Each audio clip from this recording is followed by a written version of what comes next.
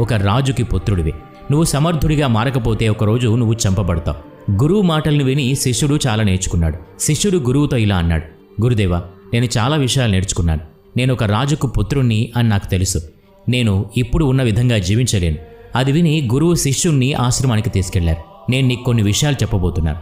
వాటిని నీవు జీవితమంతా గుర్తుపెట్టుకోవాలి. ఆ పక్షి నుండి నీవు చాలా విషయాలు నేర్చుకున్నావు. కానీ ఆ పక్షి పిల్లలు నీలాగా జ్ఞానాన్ని సంపాదించలేవు. ఎందుకంటే నువ్వు ఒక మనిషివి. మనిషిలాగానే నువ్వు శరీరాన్ని మార్చుకోవాలి. ఈరోజు నేను చెప్పబోయే కొన్ని విషయాల్ని నువ్వు ఇంటికి వెళ్ళి తప్పకుండా పాటించాలి. అప్పుడే నువ్వు అసలైన రాజుగా మారుతావు. నీ శరీరాన్ని స్వచ్ఛంగా ఉంచుకోగలుగుతావు. ఎందుకంటే ఒక రాజు ఎప్పుడూ అస్వస్థతగా ఉండకూడదు. అందుకే ఈ మాటల్ని నువ్వు ఎల్లప్పుడూ గుర్తుపెట్టుకోవాలి. మొదటి విషయం ఏంటంటే రోజు ఉదయం తొందరగా నిద్రలేవాలి. నువ్వు మనిషివి కాబట్టి 6 నుంచి 8 గంటల నిద్ర సరిపోతుంది. అంతకంటే ఎక్కువసేపు ఎప్పుడు నిద్రపోకూడదు.